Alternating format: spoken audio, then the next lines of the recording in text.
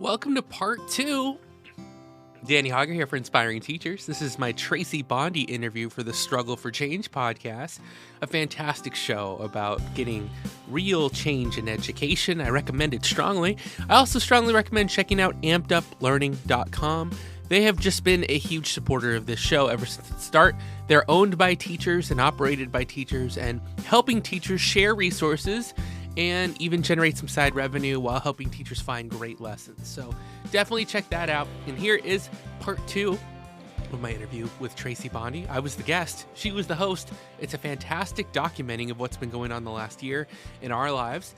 And yeah, if you're going out to ampeduplearning.com, definitely use the promo code HaugerHistory10 for all your math, science, English needs. You'll save 10% off your order.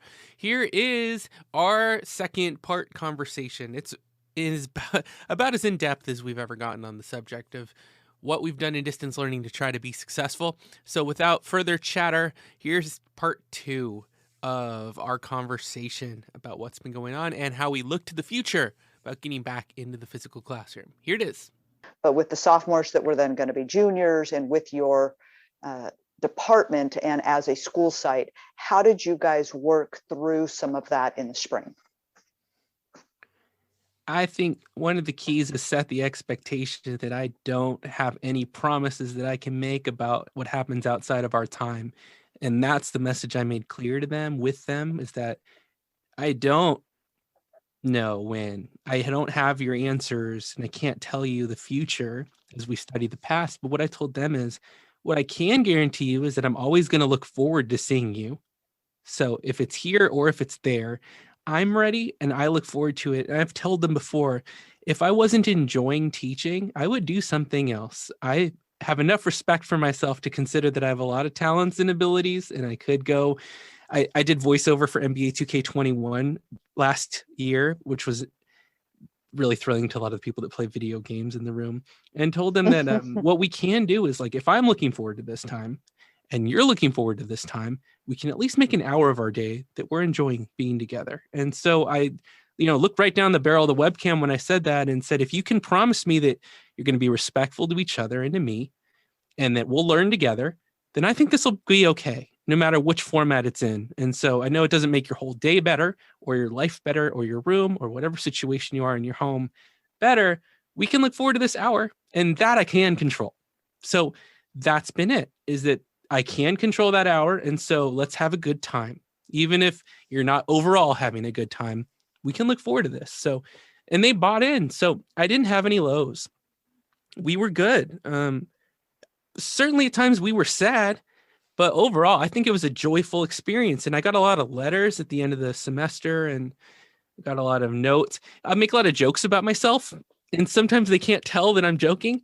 One or two times, maybe a month, and someone's like, "Oh, no, I really like your music," or "My family listened to something you said and thought it was great," or "Your podcast, like I went back and listened to it again," because I'll have one for them too. And so it's like, no, I'm totally kidding. Like, I'm just laughing to get through this moment because I'd rather laugh than the alternative. So that kind of vibe, I think, kept it so we stayed more level while the waves were still turning up and down. And yeah, so that's kind of how we handled it in my room. And then I think various teachers had various experiences based on what they could do. What was in their realm of control. Yeah. Right. Well, so fast forward, I know, so we're now in summer and we're all exhausted and upset and dealing with the trauma of what had occurred since March. And we very quickly, as you know, by end of June, we knew, even if it hadn't been totally shared out at every district, across every campus, we knew we were going to be remote in the fall. So we were going to essentially continue what we had done through the spring, fine tune it, do it better, let go of those things that, like you talked about, there were places where you could have some give and sway, like maybe with assessment, how you handled homework. Maybe you just didn't even ask for homework, how you organized your class, giving up some of that control of being the, teacher in charge and becoming more of a facilitator of the learning. So fast forward now, and here we are, Danny. It's March of 2021. And as you know, in the state of California, we've announced that we're going back to school. Now our elementary schools and our middle schools are going back almost 100% in the coming weeks, right? With very few instances where there'll be students at home, with the exception of those that are medically fragile, families where they are not comfortable bringing their kids. But high school is going to be a different challenge. Would you not agree? Because now I'm going to tell you and every other teacher on a high school campus that we're going to be in some hybrid mode. Mm-hmm. So now we're in a totally different switch. Yeah. I think we made a switch last March. The first switch was you're going to teach 100% from home. Right. You're not coming on campus the rest of the year. And then the switch at the beginning of the year was you as an educator can be on campus, but there will be no students. And now fast forward, here we are. And wow, we're saying we want all of you back on campus, every teacher in their room, unless there's a serious medical issue. And most of your students are going to be with you, maybe half, maybe a third. We're just not really sure. So tell me about how you're thinking about what this next iteration of your job is going to look like. Yeah, great layout of how it happened. That's very much how it felt, like a seesaw as you watched pieces of school districts topple one way last spring and then the other way this fall. So the same butterflies, the same nerves are in place. And maybe other people are concerned too. I know that I've invested a little bit in some, I'll cover the brand name because there's no sponsorships here, but just some wireless microphones, because my biggest concern is being heard, physically heard around the room when I get there. I know I'll be pretty stationary when I go back, which is different for me. They used to dancing around, taking a pratfall here and there, falling off a desk for entertainment, just to wake people up, rolling on the floor. So none of that. So yeah, here comes a chance for us to change again. And now, like, hey, are all those things he said 20 minutes ago still true about like being open-minded and being funny? Because how is this funny? Yeah, it's going to be different. So my approach needs to be the same as it was in spring, where when we get back in the room again and their students are with us, just re-up that conversation, that verbal contract one more time about, okay, so you haven't done this before. What are we going to do here? So I think that it's going to look kind of we haven't done it yet, but here's what I'm thinking. I think it's going to look similar to the way we set up our computer sessions, because I'm going to be stationary behind a desk and they're going to be looking at a projector of the screen. So I think I'm going to teach in the same manner that I've been doing. And I'm pretty sure with hybrid, I'll still need to call on people that aren't in the room. So I'll hook up some surround sound speakers, and audio is going to be an issue. We'll work on that. And then I still want everyone involved. I still want to talk to everybody every day. The cool thing about it then is the people in the room, there's no more delay. There's no more Wi-Fi drop. Right. So I'll get immediate response from them. And I hope that they're excited and ready to come back to work, because I'm going to be. So, yeah, I think I'm going to be nervous. I'm going to have butterflies. I got my first vaccine last Friday at the Oakland Coliseum. So that is some extra reassurance. And I'll get the second one March 19th. So there's questions in the air. There are. But I'm planning to do the same thing I've been doing, which is try to be open-minded. I'll be a little sad they won't see me smile and they won't see me laugh. And I think that's really an important thing, to read somebody's face and to be able to read that expression. But I'll have to find another way to do it. I'm even thinking about maybe recording some funny stuff on a camera and playing it on the board while I'm also in the room speaking, and maybe playing with that kind of interact, just being the same goofy person who has a lot of serious things to teach. And I'm hoping that that'll still translate with the mask on. And just, I'm going to continue to try to stay optimistic, even if I don't feel it in the moment, because I think they can totally read you. And if they know that you're not into it, I'm not going to be expecting them to be either. So that's my answer for now, is to try to still be happy and try to still be fun and make it as good as an experience as it can. So that's about as specific as I can get until I figure out what's going to work when we get into that room. Right. Well, and I think you're really tapping into something that should be widely shared and sung from the tops of trees for all of our educators, is where we're going next. We've not been before. So I think when we knew we went 100% remote last March, it really was difficult. And I can't underscore that. But it also wasn't totally foreign because we had pure online schools we could look at and say, well, we've had online education since 1990, 1992, 1995 in iterations all over the country. So we could say, okay, we know we need to look to that model and replicate. Now, fast forward, some people could say, well, it's no different than a blended classroom. But I would argue that it's totally different than a blended classroom because you've got the flip is in real time and it's not all or none. You can't say 100% in today, 100% home tomorrow. It's going to look so very different. So I first of all want to applaud you for actually suggesting that we're in this new area and you're not quite sure 100% and you've got butterflies and some concerns, because I think that needs to be very clearly stated, especially for our teachers out there, our listeners that are right now feeling like, I don't know what it's going to look like next. And I appreciate that you are going to have an open mind as you go in and try to be, as authentic as you can be and be true to yourself. Try to stay uplifted so that your students maybe will feel a little bit of fun in the room and something a little promising, something to be inspired by. Absolutely. But at the same time, how is that going to really translate is another episode that's going to be coming soon, right? I think so. So, as we finish up this time together, I'd like to give you a chance to talk a little bit about your podcast and share with listeners what you've been working on with that model for the past 2 years.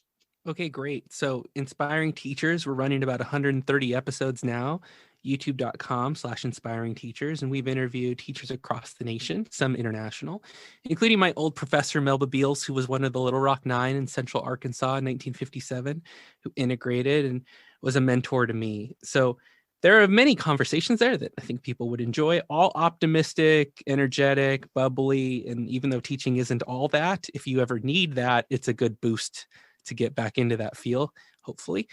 And I also do a weekly song, original music at Danny Hauger. That's my YouTube channel. And it's like a project of mine that I love. And it makes me feel good and something I do every break that we get, summer, fall, and just recorded an album called Limelight. And the song I'm very proud of there. Even got to work with the lead singer from Not a Surf, who helped me a little bit lyrically, which is great. Thank you, Matthew. So those are the two things that I'm working on. And just, those things help keep balance, and grateful for you and all the wisdom that your podcast shares as well. Well, thank you. I appreciate that. So thinking about inspiring teachers, if there was ever a time, Danny, that we needed you to inspire us, this is it. So some parting words for your peers, K-12, especially I'm thinking of teachers in the classrooms. There's a lot of support staff that we know are doing a lot of hard work behind the scenes, but for our teachers, what do you want them to hear from you as they begin thinking about what's next? Sure. So how about filtering out the noise outside the room when you're in the room with students? My wife just went on a walk. She texted me while we were talking. She was on a 3-hour staff meeting as they prepare to go back for her K-8 Montessori.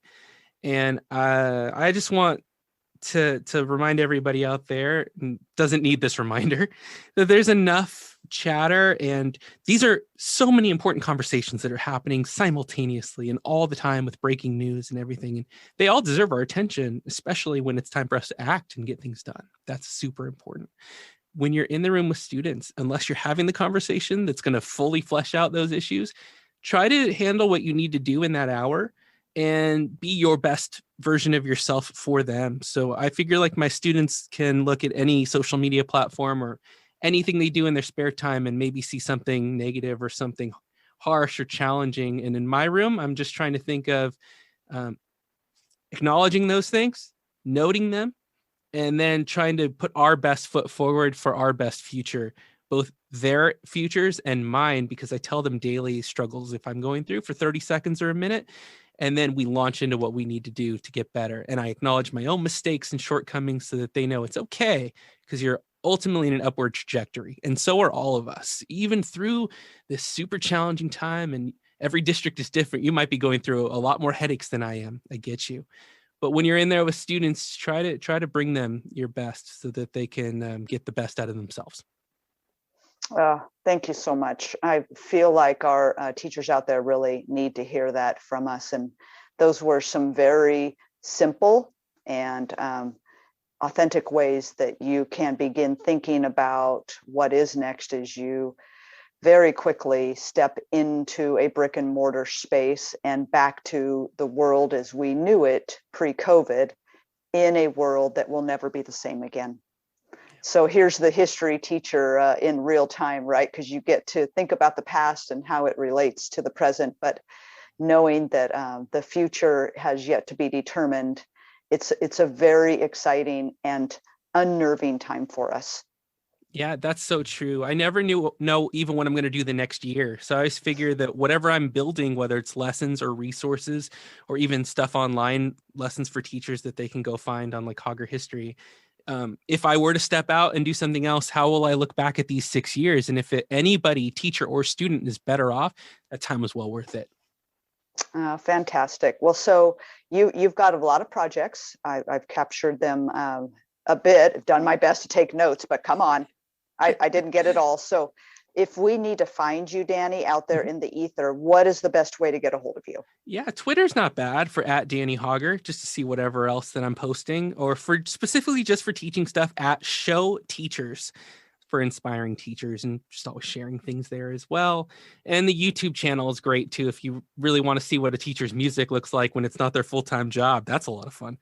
Just Danny Hauger is where you'll find that as well. And iTunes, Spotify, Pandora, it's all there. And you'll be like, oh, that's right. He sounds like a teacher. Yeah, that's about right. I love it. Well, and you said you also do a podcast for students. Yeah, the Hauger history is just it's a recap of various economics, world history, and U.S. history lessons. So yeah, if that's useful to anybody's classroom, it's free and there's no advertising on it. So it's just recaps of different times in history that my students love. It's also great if everyone's got a bad Wi-Fi connection, which a lot of our students may have. There's a chance where you can pause, play, rewind, and I talk fast. So just relearn material one more time before an assessment. That's so big. Students thank me for that all the time. So if anyone wants to use those, there's like 100 of them or something. So. Oh, great. So not only was that a plug for someone to tap those resources, but you also just modeled one way that a teacher might do a lesson review. Love that idea. I like it a lot. All right. Well, I can't thank you enough for spending time with me this afternoon. It is, oh gosh, let me see. Where are we? It is March 3rd. We're just entering March, and usually March is such a pivotal time for us in instruction because we're beginning to think about the wind down, right? As we decide what are the most important things that we want to convey to our students before we send them off to bid them adieu for a summer. But we're right now in March of 2021 getting ready to gear up for teaching 2.A or teaching 1.2, however you want to lay it out. We're getting ready to try a new iteration of something that we've not seen before. So I'm real excited to see how that looks for all of you out there. And I want to thank you for your time today, Danny. And as always, this is Traci Bonde. Take care out there. Woo, 2 excellent segments. What a great interview. Thank you, Traci. Thank you, Struggle for Change podcast. Thank you, all of you, for listening. If you want to hear more about my approach to teaching, check out A Broadcaster's Secrets to Teaching on Kindle, and physical books, I think, available also on Amazon, and my new album, Limelight, out now. We'll see you next week. Class dismissed, everyone.